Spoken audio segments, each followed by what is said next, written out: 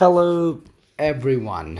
I'm Shakil Mahmood, and today I am going to show you a test, a summative assessment. This is from 9702 AS Physics, Unit 1, Physical Quantities and Unit. What you can do is you can pause this test, you can solve it, and then you can play this video again to look for the answers. You can compare your answers. In case if you want to discuss something, you can always write in the comments box. Okay, so this is question number 1, question number 2, question number 3, question number 4, 5, question number 6 is from paper 2, and question number 7, and question number 8. So these are the 8 questions. You can pause the video anytime to solve it. And now I'll start solving this paper. Okay, first of all, the first question is from precision and accuracy.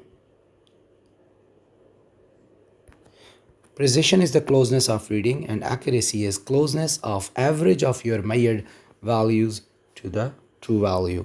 So the copper's diameter is 42.03 millimeter. This is the true diameter, and the builder measures it 5 times and he come up with these readings.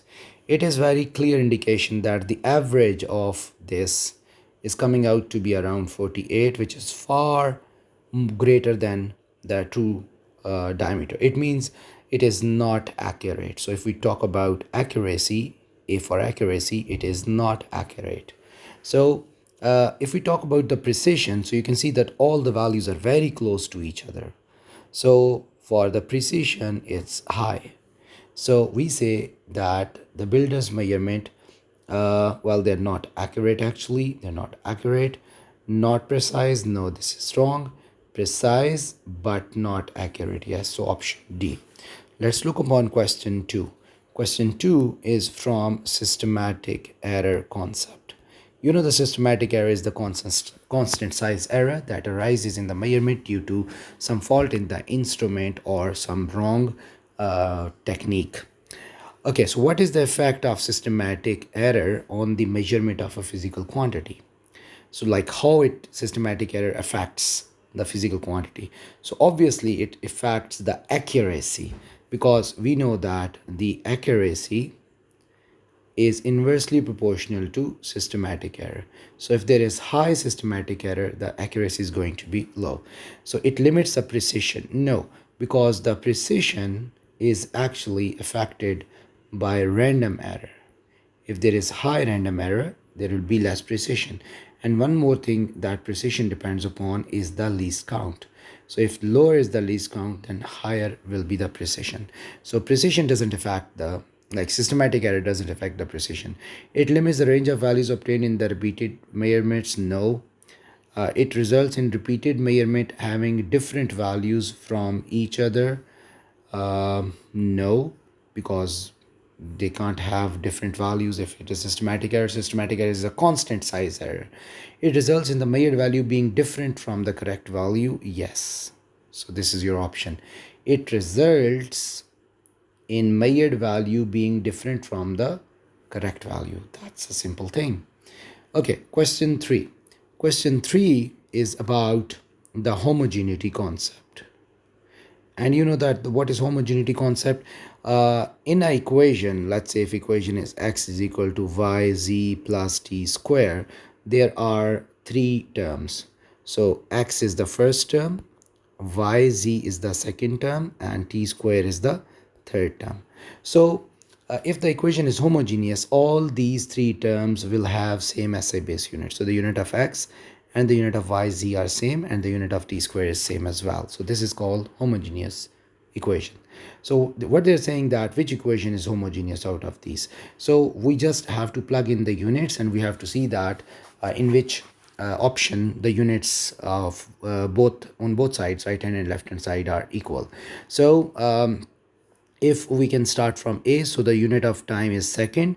2 pi doesn't have any unit. K is actually the spring constant. The spring has a spring constant K. So K is spring constant, and Hooke's law says spring constant K is F over E. You know Hooke's law, F is equal to K over E. So F is ma, which is force. You just plug in the unit. Mass is kilogram, acceleration is meter per second square, and extension is meter. Meter goes away, so the unit of spring constant is kilogram per second square. So what you're going to do is you're going to use this value at place of K. So K is kilogram per second square over mass is kilograms. Kilogram cancelled. So you're left with S equal S minus 2. So this is not equal, so A cannot be the option. Now I'm going to try option D. Okay, so the T is second. 2 pi doesn't have any unit, and the mass unit is kilogram, and the K unit is kilogram S minus 2, and remember it is square root as well. So kilogram goes away, then S minus 2 goes above, so it will be S plus 2, and you know that square and square root are cancelled away, so you're left with S. So S equal S, so it means D is your option because on both sides the units are same.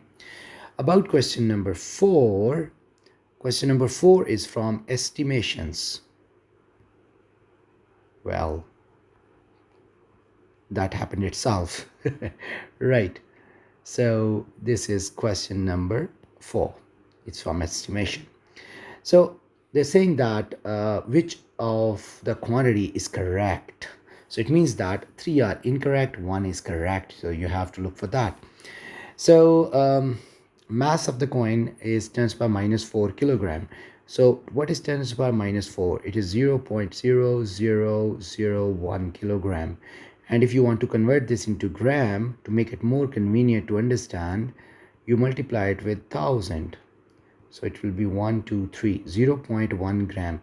What do you think if the mass of a coin, 1 rupee, 2 rupee, 5 rupee, or 1 cent, 10 cent, $1, is it 0.1 gram? Not at all. So this is not the option. Though the unit is correct, but this value is not correct. Then thickness of a sheet of paper, 10 to the power minus 2 meter. Okay, let's look upon 10 to the power minus 2 meter.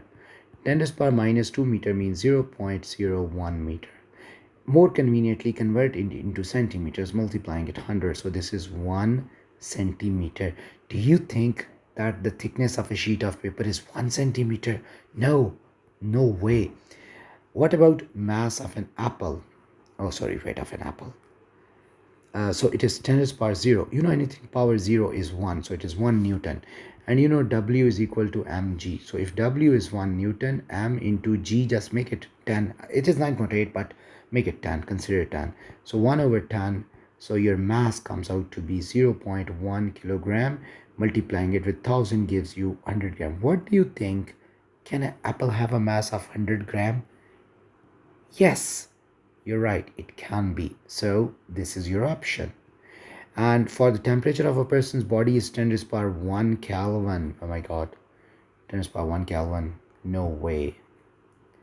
10 to the power 1 means that it is 10 Kelvin. And you know temperature in degrees Celsius is temperature in Kelvin minus 273. So it is 10 minus 273. So it is minus 263. No way. Temperature of a person's body is not this. It is actually 38. So we can say this is wrong as well. So your option is C. Question number 5. Okay. Question number 5. A byte comprises 8 bits. How many bits are there in 1 terabyte? So first see tera. T is tera, which is the prefix, which value is 10 to the power 12 byte. So this is byte. And then they are saying that a byte consists of 8 bits. So 1 byte consists of 8 bits. So you just multiply this with 8 to convert into bits. So that is 8 into 10 to the power 12. Simple, straightforward. Let's jump to question number 6. The acceleration of free fall g may be determined from the oscillating pendulum and using this equation. G is 4 pi square L over t square, where L is the length of the pendulum, t is the time period. And a student did the experiment to find the value of L, which is 1.50 meter, and 2% percentage error in L. T is 2.48 second with 3% error. So calculate the acceleration of the free fall. So you just have to put these values over here, and the T is 2.48 square.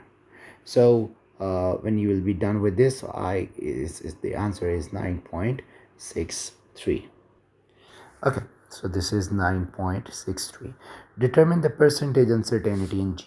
So you can see that this is multiplication division case, and then what you do, percentage uncertainties are given. So rule 2, you add percentage uncertainties. So we say G is 4 pi square L over T square. So remember, whenever finding the uncertainties, the constants are ignored. So actually it is L over T square, and remember that this is the power rule. So what you do is percentage uncertainty in G is equal to percentage uncertainty in L plus 2 times percentage uncertainty in T. There's a tip that whenever you have to write the formula or find the percentage uncertainty, always write this equation and then write this, and then you put the values. So in L it is over here, it is 2%, and in T it is 3%. So it is 3 2s are 6 plus 2 8. So this is 8%. Okay, using your answer to B1 and B2. So this is B1 and this is B2. This is a hint to determine the absolute uncertainty of the calculated. Look, this is a big hint for you. They are telling you that you have to use these two parts. So what you do is we have calculated. Okay, so the percentage uncertainty in G is plus minus 8%. So this is delta G over G into 100 is equal to plus minus 8%. Moving over, we shift 100 to the other side. So here, and then we shift G to this side as well. So then we can put the value of G, which is 9.63, and you can simplify it to get the absolute uncertainty in G. So multiplying these two gives you 0.7704.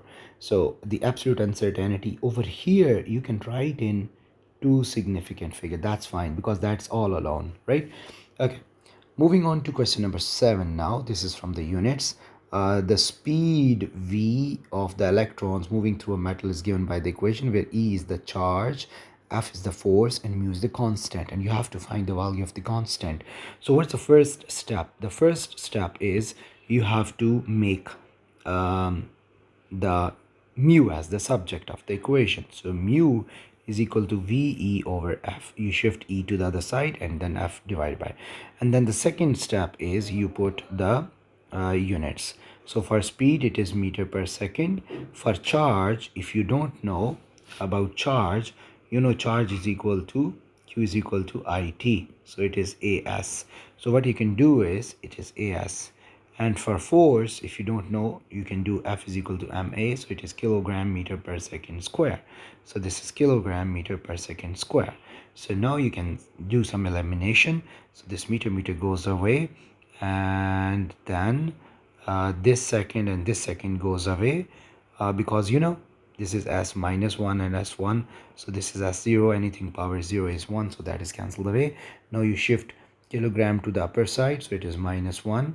And second to the upper side, it is plus 2, and then A. So it is kilogram minus 1 S2A. This is your option. The last question, resistivity. So you know resistivity is RA, rho is RA by L. Okay, we know the unit of, we don't know the unit of R, but we know the unit of area, which is meter square. We know the unit of length, which is meter. So this is question mark and this is cancelled away into meter. It means we have to work upon the unit of the resistance now. So resistance is V over I, and you know V is work done over charge.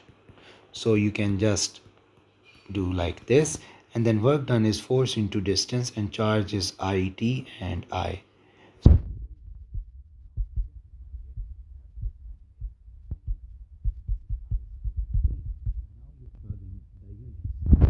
So mass is kilogram, Acceleration is meter per second square. D is meter. Current is, make sure it is I square. So just simplify it.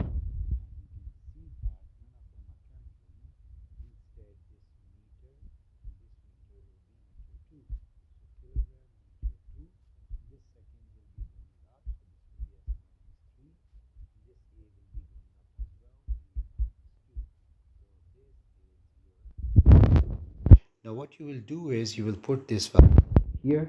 So it will be kilogram m2 s minus 3 a minus 2, and then this m is there as well. Let's make this m as red. So this row will be kilogram m3 s minus 3 a minus 2. This is your answer. So now, as I have solved all of it, and you must have done your work as well, so you can gauge your marks. And what you can do is, the total marks are 15 and you need to attempt it in 30 minutes. So you can write your obtained marks if you have done this uh, assessment. Then you can write your obtained marks in the comments so that I can gauge that how well you have done. So see you in the next video. Goodbye.